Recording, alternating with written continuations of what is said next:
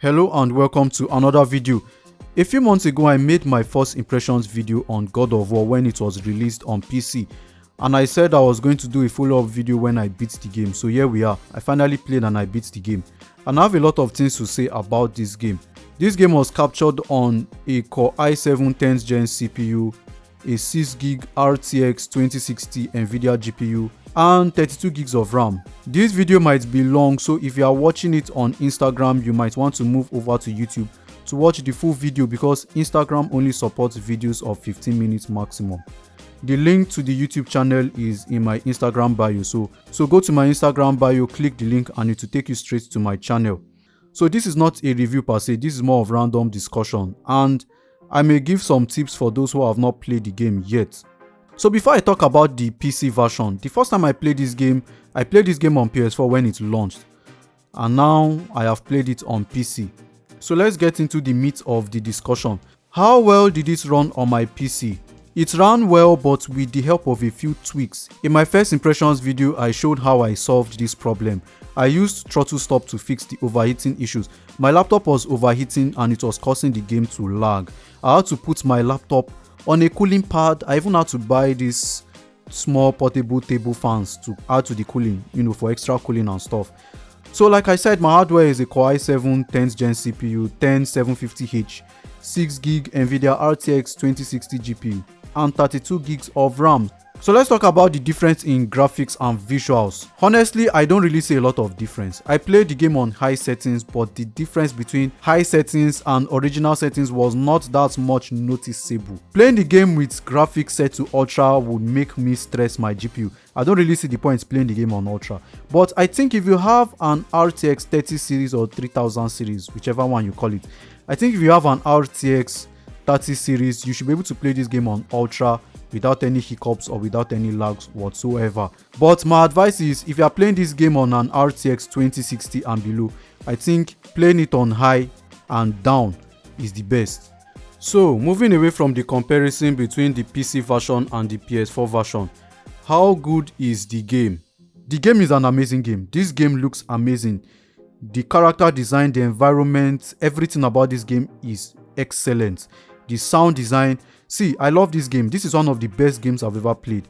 If I'm talking about my top 3 games of all time, God of War on PC or God of War on PS4 is one of them. This game is excellent. This game is perfect. So let's talk about the gameplay. Is the gameplay the same as the PS4 version, or did they change some things? As you would expect, the gameplay is the same. This is just a PC port. They did not really change much. Most of the things that they changed was in the settings or graphics department. I'll talk about it later on in the video. I will even show some of the settings options. Like I said, the gameplay is the same. They didn't change anything.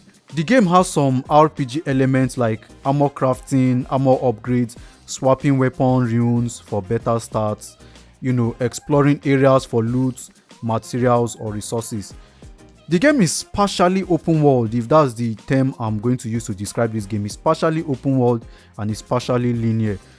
But this game is mostly linear, but it feels kind of open world. I don't even know how to describe it, but when you play the game, you see it. Those of you that have played the game, you understand what I'm talking about. The game has fast travel for those who want to jump straight to a location on the map and don't want to waste time running around. So rejoice, O ye fast travelers. There is fast travel in this game. You do fast travel using the world tree. When you play the game, you will see how it works. I cannot really describe it or explain it in this video, but when you play the game, you see how it works. It's very amazing. You will like it. You will like it. On the issue of bugs and glitches, I did not notice any bugs or glitches. The only problem I had with the game was not even the game itself. It was from my own laptop. The game ran perfectly. It ran fine. As I fixed the problem of my laptop, the game ran perfectly fine. And I think it should run perfectly fine on your own gaming setup or your laptop or your desktop if your PC meets the minimum requirements or if it meets the recommended specifications. So no bugs, no glitches, this game is complete. So what about the combat? They did not change anything when it comes to the combat. It's the same thing as the PS4 version. Same combat. Enemies have patterns. If you learn the enemy attack patterns, you'll be able to defeat the enemies easily. The game has a few boss fights. Bosses have patterns too. They have attack patterns. You can do combos in this game. Yeah, you can do some combos, but the combo depends on how fast you're able to switch between the Blades of Chaos and the axe. The first half of the game, you will use the axe. I think around the middle part of the game, you'll go back to his house and then you pick up the Blades of Chaos, and then you now have the option to be switching between the Blades of Chaos and the axe. So if you are good at switching between weapons, you should be able to make some very cool combos. But I was using one weapon at a time. I found myself using the Blades of Chaos more than I was using the axe, because to me, using the Blades of Chaos made me feel like I was playing that old God of War, when he was using the Blades of Chaos and he was fucking up everybody in Olympus. So I use more of the Blades of Chaos. But if you are good at switching between the two weapons, yeah, you should be able to make some good combos in this game. So let's talk about the game settings and the user interface, or UI. Many of us, when we start a game or when we launch a game for the first time, we like going to settings to see what we can change or what we can adjust.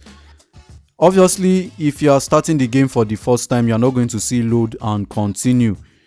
New Game Plus, this stuff with this light under it, New Game Plus is unlocked because I have finished the game. So if I start New Game Plus, I get to carry over my upgrades, my XP and stuff like that. I carry it over to the new game. I'm not going to lose anything. But if I start a new game without New Game Plus, it will start afresh. It's just like I'm just starting the game all over again. So let us go to settings. So this is what the settings look like. Let's go to gameplay settings. So these are the stuff you get in gameplay settings. As you can see, there is good selection of settings options here. So let's go back. Let's go to HUD. This is what you get. Let's go back. Camera settings. These are what you get in camera settings. Not bad. Let's go back. Let's go to audio settings. So these are audio settings. Not bad. Let's go back. Let's go to display. So these are the display settings. I'm using RTX 2060, as you can see. Let's scroll down to DLSS. The sharpness is set to 23. DLSS is set to quality. That's because I'm using an RTX card. Let's go to advanced. This is what you get in advanced. Let's go back. Let's go to graphics settings. I am using high graphics settings, as you can see, just like I said earlier in the video. Let's go back. Let's go to photo. Let's go back. Accessibility. We have good options for accessibility. Not bad. Let's go to language. Nothing much in language. Credits. Nothing much in credits. Let's go back. View controls. So these are the controls of the game. So that's all for settings and menu. Let's continue the video. Like I said, remember to always upgrade your weapons and armor, or the game will keep getting difficult. Upgrading items in this game is not so difficult. Materials are relatively easy to find if you are willing to explore. So don't worry, upgrading in this game does not mean that you have to start grinding to find materials and stuff like that. Things are relatively easy to find. All you have to do is just explore a little. But if you want to speedrun, you might miss a lot of items, you might miss a lot of materials. But those that want to do Dora the Explorer, you should be just fine when it comes to getting materials to upgrade. What about DLC, loot boxes, playing online, in-app purchases and all that?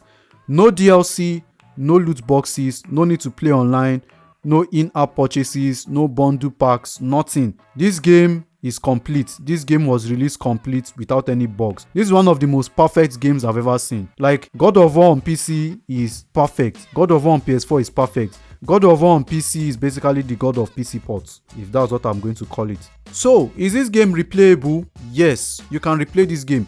When you beat the game, you unlock New Game Plus. When you start New Game Plus, you carry all your XP points, your hack silver, resources, weapons, and armor upgrades. You carry everything over when you start New Game Plus. But the enemy attack patterns will change to give the game a new and fresh feel. So remember when I said the enemies have patterns, the enemies have attack patterns? When you start New Game Plus, the pattern will change, so that even though you've mastered the patterns before, when you start New Game Plus, it feels fresh, and I like that they did something like that. That's a smart move.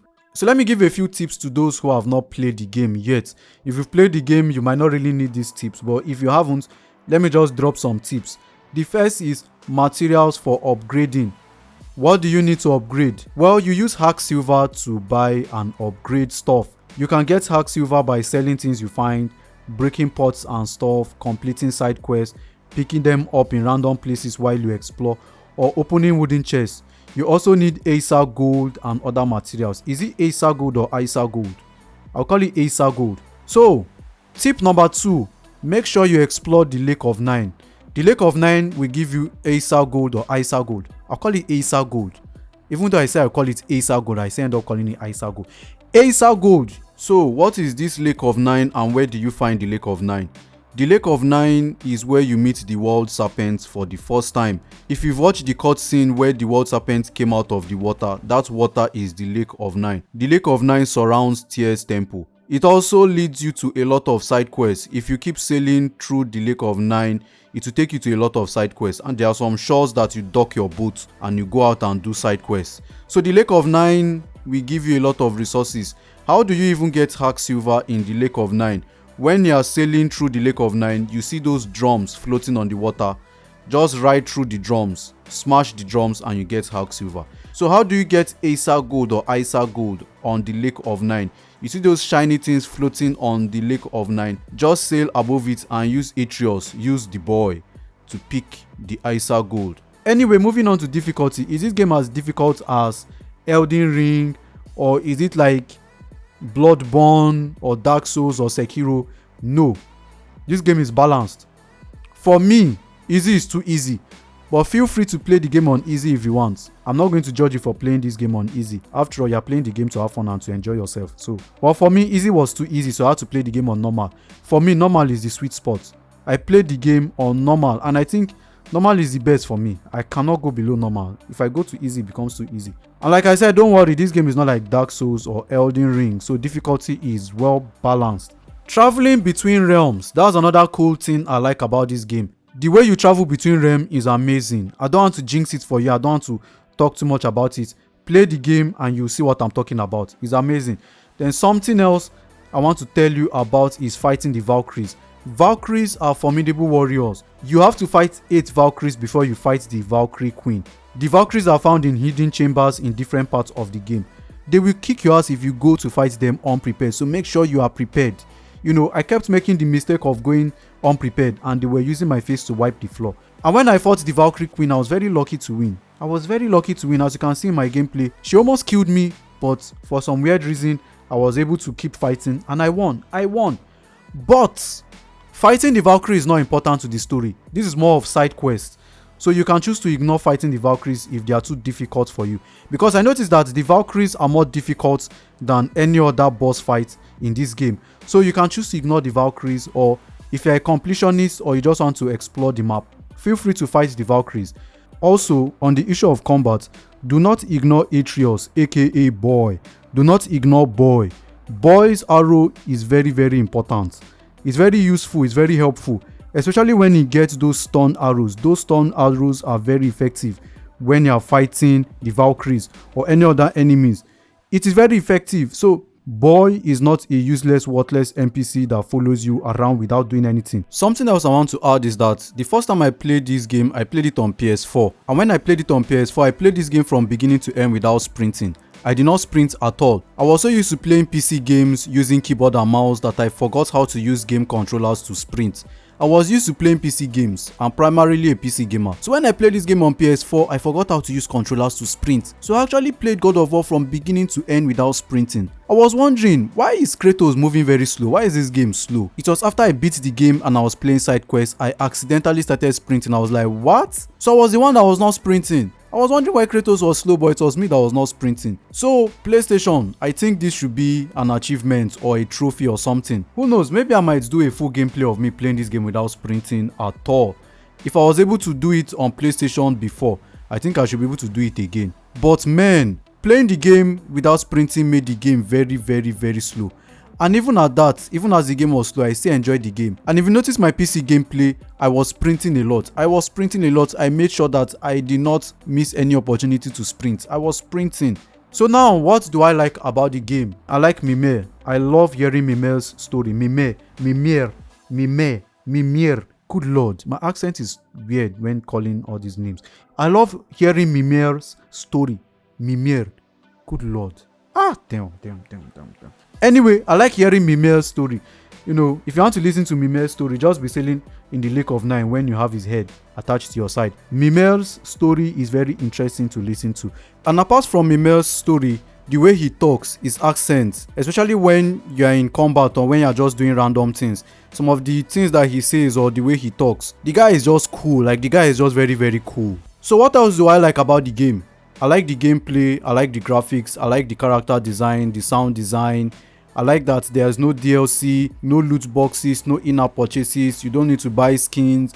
The game is straight to the point, easy to upgrade, good gameplay. This game is just perfect. Like, this game is one of my top 10 games or top 5 games or top 3 games that I've ever played. And I also like the way Kratos and Atreus were bonding in this game. We saw what Kratos can do when it comes to protecting his son or saving his son's life. He can do and undo. The story of this game is amazing.